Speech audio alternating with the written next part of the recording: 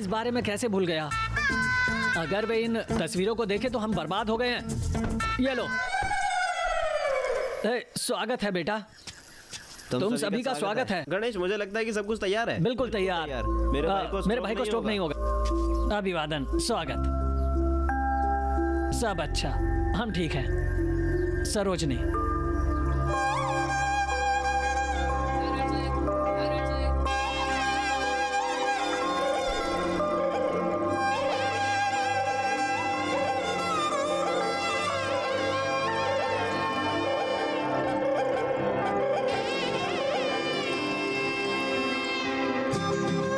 बेटा सावधान रहना, तुम छलक सकते हो।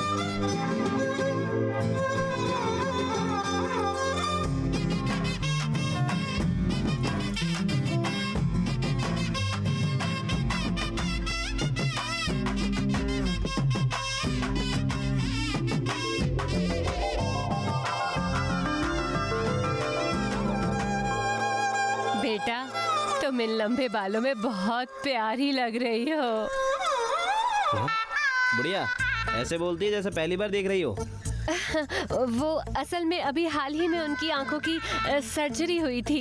उन्हें सब कुछ नया लग रहा है। माँ, कुछ देर चुप रहो। मैंने तुम्हारी बेटी को कहीं देखा है शायद, लेकिन मुझे याद नहीं आ रहा है। क्या आप पहले कभी पलक्कड़ गए हैं?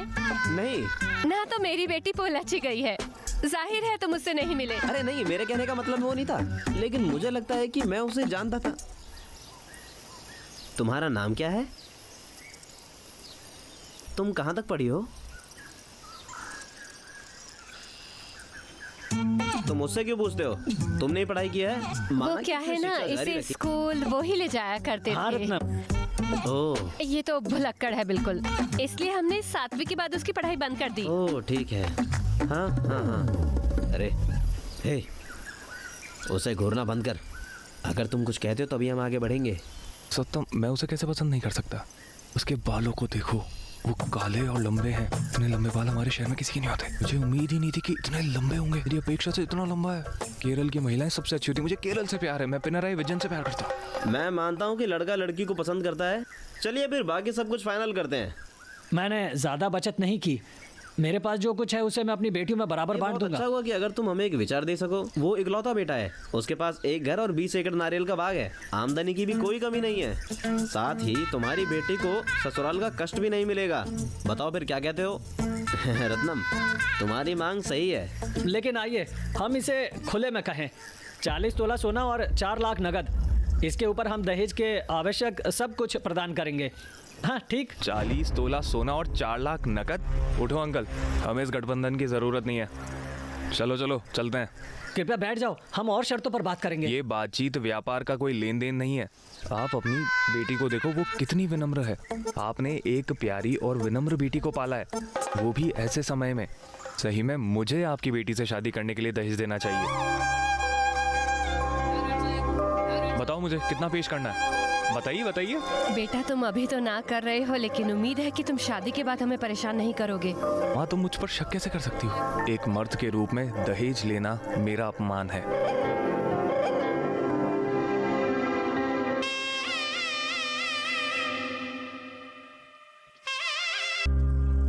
ये क्या है अंकल?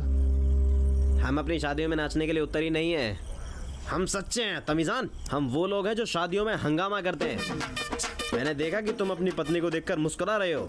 क्या ये गलत है? हाँ, हम दुनिया में किसी को भी देखकर मुस्कुरा सकते हैं, लेकिन हमें कभी भी अपनी पत्नी को देखकर मुस्कुराना नहीं चाहिए, क्योंकि वो इसका फायदा उठाएंगे। अंकल, तुम देखते हो ना, वो मेरी आदर्श पत्नी है। मैंने जिसका सपना देखा था यार, इसीलिए मैं उसे थोड़ा देखते ही फिसल गया।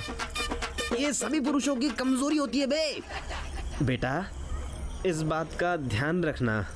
वो कहते हैं कि ये पहली रात है, ये केवल महिलाओं पर लागू होता है, क्योंकि उनका जीवन उसी रात से शुरू होता है। लेकिन पुरुषों के लिए ये आखिरी रात होती है, क्योंकि उस रात के बाद उनकी जिंदगी बर्बाद हो जाती है। स्पष्टीकरण मत मांग, मुझे अपना हाथ दिखा। ये धागा क्या है? ये कोई साधारण धागा नहीं है। ये धागा पत्नी को वश में रखता है। मैंने इसे इस जादूगर से ऑनलाइन मंगवाया है। जाओ और अपनी पत्नी को वश में करो। ये क्या है चाचा? ये हमारे देवता द्वारा आशीर्वादित धागा है। मैं तुम्हारे गुस्से को काबू करने के इसे तुम्हारी कलाई पर बांध रहा हूँ। इसकी जरूरत नहीं है चाचा। ये आस्था का मामला है, इसे मना मत चलो करो। ये सिर्फ एक धागा ही है। अपनी दादी की बात सुनो। इतने हेयर पिन्स क्यों? अच्छा सुनो, पहली रात के दौरान दूल्हे बहुत आक्रामक होते हैं। अरे 4 हेयर पिन कम पड़ेंगे, ये तुम्हारे नकली बाल अलग हो जाएंगे। 10-15 पिन लगाओ। अच्छा जब अंदर जाओ तो उसके पैर छूना। क्यों? ये एक परंपरा है बेटा, ज्यादा सवाल मत करो।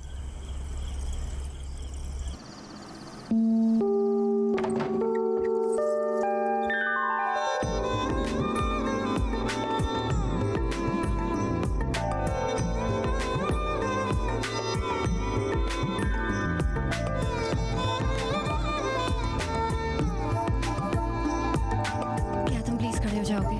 क्यों? वो तुम्हारे पैर छूने हैं। ओह,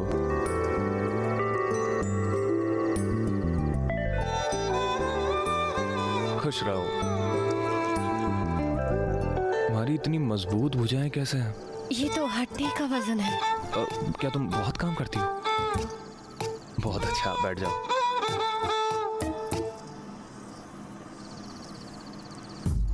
मैं कैसे शुरू करूं?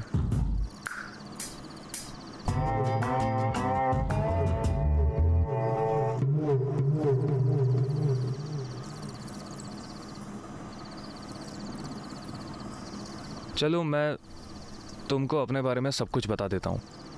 मैं एक मज़ेदार व्यक्ति की तरह दिख सकता हूँ, लेकिन हकीकत में बहुत गंभीर हूँ। मैं गुस्सैल हूँ और अपना हाथ उठा सकता हूँ। मेरे लिए सम्मान सर्वोपरि है। कैसी भी स्थिति हो, तुमको मेरे साथ सम्मान से पेश आना चाहिए। कृपया मुझे घटिया उपनाम बिल्कुल भी मत देना, जैसे आजकल के युवा करते हैं। ये मेरे साथ ठीक से नहीं बैठेगा, समझ गई? पलक क्यों झपका रही हो? तुम्हें समझ आ रहा है ना? हाँ हाँ हाँ हाँ।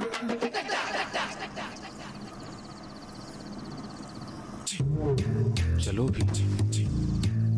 सुनो, मुझे तुम्हें अपने बारे में बताना है कुछ। तुम मुझे सुबह बता सकती हो। नहीं, मुझे इसे अभी कहना होगा।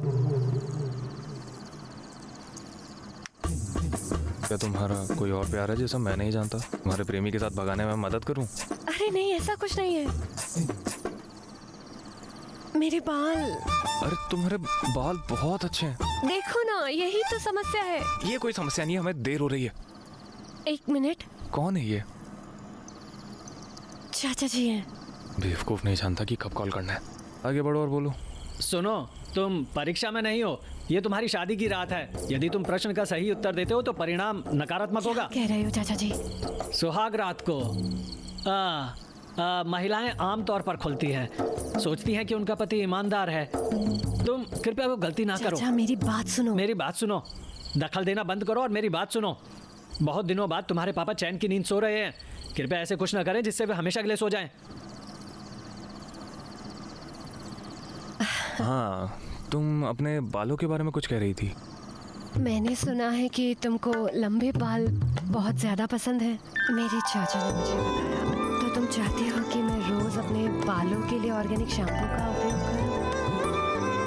तुम होशियार हो।